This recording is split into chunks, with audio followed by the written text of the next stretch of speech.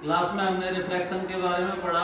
हिंदी में अपवर्तन बोलते हैं कि लाइट बैंड हो जाती है जब एक मीडियम से दूसरे मीडियम में जाती है। ये हमने पढ़ लिया है। उसी को हम एक्टिविटी के फॉर्म में दिखाएंगे, लाइट की बैंडिंग को क्लास लैब की हेल्प से। आपको मालूम ही है रिफ्रैक्शन के फिनोमेना के कारण या अपवर्तन के कारण, हिंदी में अपवर्तन बोलते हैं, रिफ्रैक्शन के कारण, लाइट के रिफ्रैक्शन के कारण, प्रकाश के अपवर्तन के कारण हमारी डे टू डे लाइफ में कितने फिनोमेना होते हैं कि आपने कोई शीशे का गिलास है, उसमें पानी भरा हुआ है, पेंसिल डाल दो तो पेंसिल आपको मुड़ी हुई दिखती है, pencil appear to be tilted, ये आप करके देख सकते हैं। ठीक है, ऐसे ही duration of day increases by 4 minute due to refraction of light.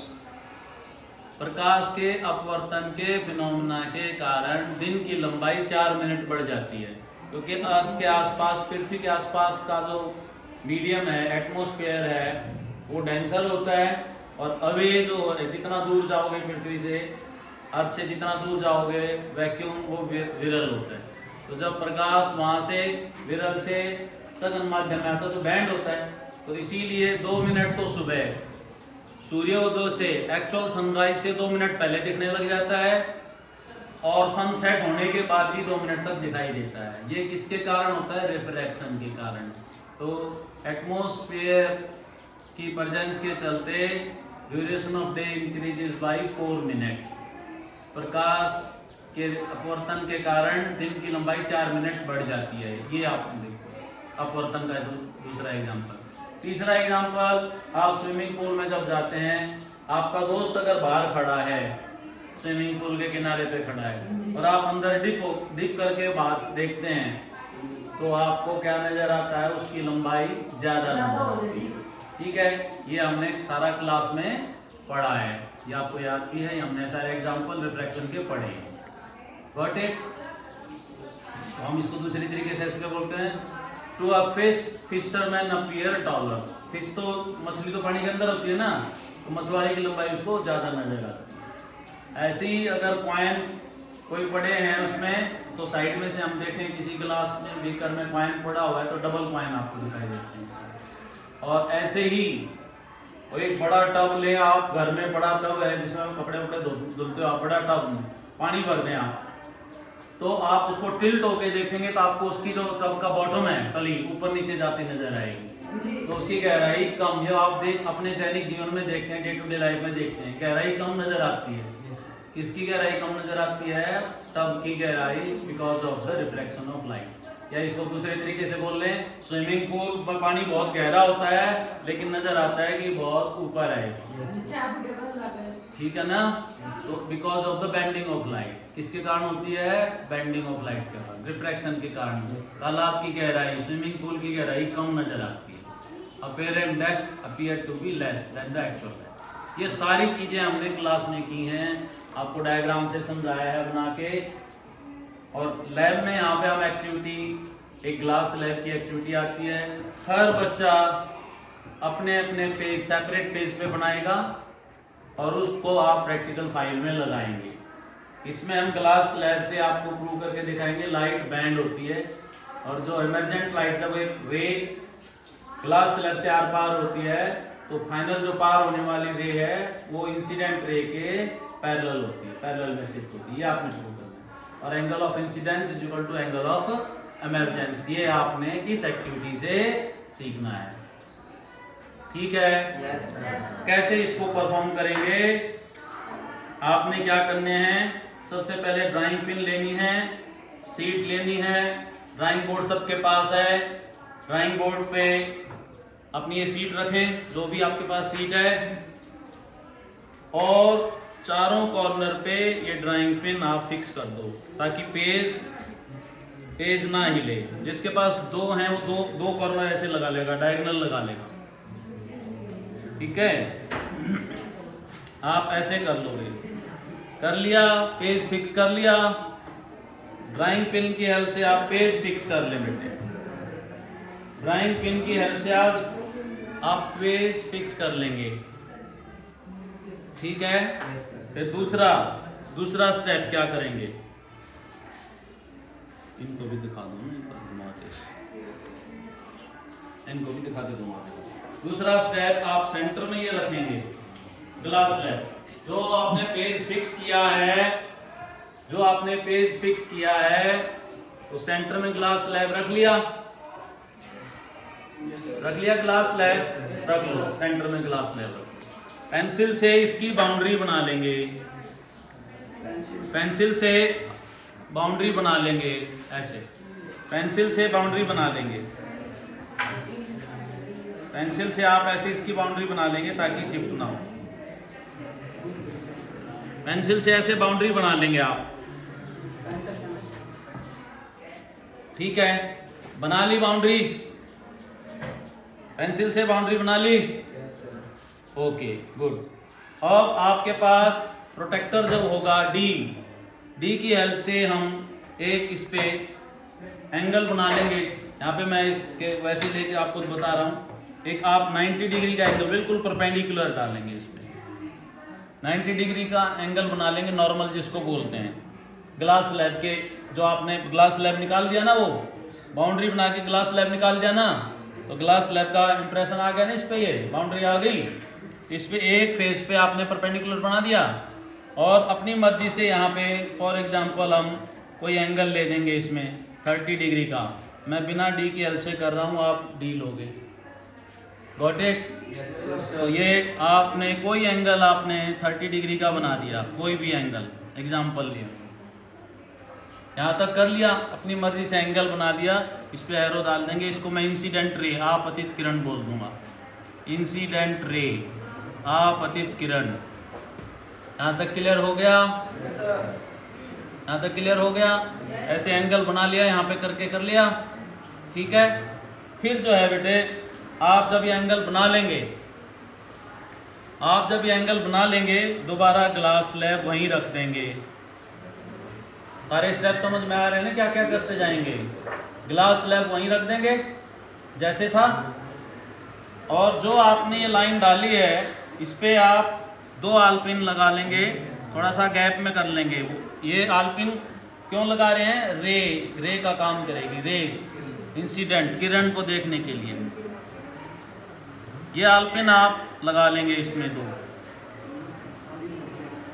ठीक है। या आलपिन आप ये एंगल बनाने के बाद जो आपने लाइन डाली है ना बेटे, इस पे 2 आलपिन आप लगा देंगे ऐसे, बिल्कुल स्ट्रेट लाइन पे जो तुमने डाली है। ये रे देखने के लिए हम आलपिन से को हम रे मानते हैं। इस पेज पे आपने लगाई भाई आलपिन, यहाँ तक आपकी स्टेप समझ में आ गया। अब जो है ये सामने वाले फेस पे, उधर तो तुमने आलपिन लगा दी, इधर देख लेंगे सारे पहले, तो बाद में करते जाएंगे पहले स्टेप वाइज, ठीक है। इसके सामने से देखेंगे आप, बिल्कुल आपको एक लाइन में नजर आएंगी वो। इस फेस पे तो आपने लगे, ये फेस जो है यहाँ पे तो आपने लगा दिया आलपिन, और इस फेस से, दूसरे फेस से, ये वाले फेस से आप ये देखेंगे, आपको एक लाइन में नजर आएंगी, क्योंकि आपने उस स्ट्रेट लाइन के ऊपर लगाई ना आलपिन, आपने स्ट्रेट लाइन के ऊपर लगाई ना आलपिन, अपने अपने बैच में खड़े हो बेटे। और उसके सामने से जो आपको बिल्कुल लाइन, इस फेस से जब देख रहे हैं आप तो स्ट्रेट लाइन में नजर आ रही है ना, फिर आप उसके आगे एक आलपिन लगा देंगे, बिल्कुल उसके सामने, टेढ़ी ना हो। उन दोनों आलपिन जो एक ही नजर आ रही है, दो में से ये आप एक आलपिन यहां लगा देंगे, ठीक है। थोड़ा सा हार्ड होगा तो इसको ये ऊपर से थोड़ा प्रेस करके ये आलपिन ऐसे लगा दी, क्योंकि हमने लाइन डालनी है। अरे पहले सारा समझ लो, बाद में करेंगे स्टेप वाइज। अब आपको तीनों एक ही लाइन में नजर आ रही हैं, वो दूसरी आलपिन लगाते हैं एक लाइन डालने के लिए, प्रॉपर लाइन लेने के लिए। एक आलपिन से लाइन नहीं बनेगी, प्रॉपर लाइन लेने के लिए करते हैं आप।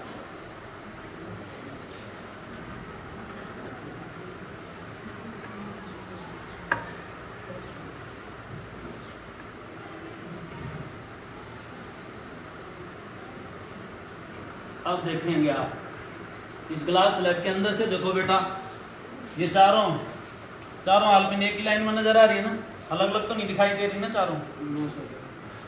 तुम उधर से देखो, ये एक ही लाइन में नजर आ रही है ना चारों ग्लास स्लैब के अंदर से। चाहे इधर से देख लो या इधर से देख लो, ये प्रकाश का principle of reversibility of light बोलते हैं। After any number of reflection और रिफ्रैक्शन, किसी को परपेंडिकुलरली डालें रे को, तो it will retrace the same path, उसी पाथ को रिट्रेस कर लेगी। आपने देखा कैसे देखना, एक तो तुम भी देख लो, आप भी देखो, आपको स्ट्रेट लाइन में नजर आएंगी आल्पिन, स्ट्रेट लाइन में नजर आएगी। इधर से देखो बैठ के, एक ही दिखाई दे रही कि चार अलग अलग दिखाई दे रही हैं? एक ही दिखाई दे रही, तो एक ही दिखाई चाहिए, इसका मतलब स्ट्रेट लाइन में एक ही दिखनी चाहिए। ऊपर से मत देखना, ऊपर से देखो अलग अलग दिखेंगी। ग्लास के अंदर से देखो आप, एक ही लाइन है ना। चलो स्टेप समझ में आ गए ना सबको, कैसे करना है। सबसे पहले ड्राइंग बोर्ड लेना, फिर सीट, चारों कॉर्नर पे ड्राइंग पिन, फिर ग्लास स्लैब सेंटर में रख के उसकी बाउंड्री करनी है, फिर परपेंडिकुलर डी की हेल्प से डालना, मैंने तो सीधा वैसे डाल दिया अंदाजे से। फिर आपने कोई एंगल बना लेना अपनी मर्जी का, या मैं 30 नहीं कुछ भी एंगल बना लेना डी से, जो आपकी मर्जी हो वो एंगल बना लेना उस पर 30, 45, 22, 25 कुछ भी एंगल आप बना लेना, और एक लाइन ड्रॉ कर देना, 2 आल्पिन लगा देना स्ट्रेट। आल्पिन लाइन रे का काम कर रही है, आल्पिन उस रे को देखने का काम कर रही है। हर भाई ने देख लिया, तुम भी देख लो आगे, इस बैच को स्ट्रेट लाइन में ही नजर आएगा आपको। ग्लास स्लैब के अंदर से देखना, क्लियर हो गया। जब ये आपको स्ट्रेट लाइन में नजर आ रहा है, फिर आप इसको हटा दें, जो आल्पिन आपने लगाई है, और आल्पिन को निकाल के वहाँ पे एक सर्कल डाल दें, एक डॉट लगा दें, ये डॉट लगा दें। फिर आप स्केल लेंगे, स्केल जब लेंगे, ये 2 डॉट को मिला दें, इन 2 डॉट को मिला दें ऐसे। एरो इधर से आप ये इंसिडेंट ले रहे थे, या आप एमरजेंट जो बाहर आई निकल के, वो बाहर आने वाली, ये आपके पास लाइन आ गई। जहाँ पे इसने इसको ग्लास स्लैब की बाउंड्री को टच किया, वहाँ पे दोबारा डी की हेल्प से आप परपेंडिकुलर डाल दें, नॉर्मल, जिसको इंग्लिश में बोल रहे हैं हम यूँ परपेंडिकुलर, नॉर्मल, लंब हिंदी में बोलते हैं। समझ में आ रहा है वो। और उस अब जो डी से तुम मेजर करोगे, तो जो एंगल तुमने यहाँ बनाया था वही एंगल यही आएगा। इसको हम इमरजेंट एंगल बोलते हैं, या आपतित कोण। Angle of incidence is equal to angle of emergence. तब देखना जरा, इस रे को आगे पीछे बढ़ाएं बेटे, इस रे को आगे पीछे बढ़ाएं, तो देखो ये पैरेलल आ रही हैं, पैरेलल। तो 2 चीज हमने यहाँ से की, एक तो angle of incidence, angle of emergence हो गया, और ये इसके पैरेलल शिफ्ट होगी रे, इसके पैरेलल। ग्लास स्लैब में इन दोनों को मिलाओगे तो टिल्टेड भी नजर आएगा तुम्हारे को, ये टिल्ट होगी ऐसे। इन दोनों को मिला दो, इन 2 पॉइंट को, एक जो ऊपर वाला था, एक नीचे वाला पॉइंट। तो रे जब रे हवा से ग्लास में आई, हवा क्या है, विरल माध्यम है, ग्लास क्या है, सघन माध्यम है इंग्लिश में, रेयर मीडियम टू डेंसर।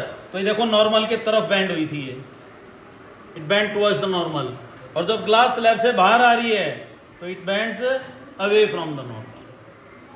तो हमने इस एक्टिविटी से 2 बातें सीखी। ग्लास स्लैब से बेंडिंग दिखा दी आपकी, 2 बार बेंडिंग हुई, 2 बार रिफ्रैक्शन हुआ, 2 बार अपवर्तन हुआ। एक बार हवा से ग्लास में आई रे, और एक बार ग्लास से हवा में वापस गई, air to glass, glass to air. पूरी एक्टिविटी में आपने angle of incidence is equal to angle of emergence. Glass slab की प्रेजेंस से जो इंसिडेंट रे थी अपने पैरेलल में शिफ्ट होगी, इसको कहते हैं लेटरल शिफ्ट। जो साइड में खिसकना उसको कहते हैं लेटरल। पानी भरा हो ना बाल्टी में, तो लेटरल प्रेशर, जो दीवारें होती हैं ना, उसको कहते हैं लेटरल प्रेशर, उस दीवारों पे जो प्रेशर मारना, तो लेटरल शिफ्ट हो गया, इसका पैरेलल में खिसक गई है। सबकी समझ में आया? क्या क्या सीखा इस एक्टिविटी से? रे का बैंड होना, प्रकाश का बैंड होना, लाइट का बैंड होना। यहाँ पे कितनी बार बैंड हुई लाइट इस एक्टिविटी में? 2 बार। अब एक बार एयर से ग्लास में आते हुए, ग्लास से एयर में। जो एंगल डाला था उसको आपतित कोण कहते हैं, एंगल ऑफ इंसिडेंस। और जो एंगल बाहर निकलने वाली इमर्जेंट रे बोलते हैं, जो बाहर निकली। इंसिडेंट रे, रिफ्रैक्टेड रे, इमर्जेंट रे, 3 नाम हमने दिए। इंसिडेंट रे ग्लास स्लैब के अंदर, रिफ्रैक्टेड रे, फिर इमर्जेंट रे। तो वो रे जो फाइनल रे बाहर निकली वो पहली वाली के पैरेलल में खिसक गई, पैरेलल में शिफ्ट हो गई। तो ग्लास स्लैब से बेंडिंग सीख गए, बेंडिंग ऑफ लाइट, रिफ्रैक्शन सीख गए। Okay, thank you. अब ये पूरा करेंगे और हर एक बच्चा ये पूरा करके हर एक बच्चा पेज अपना अलग अलग बनाएगा, प्रैक्टिकल फाइल में लगाएगा, साइन कराएंगे।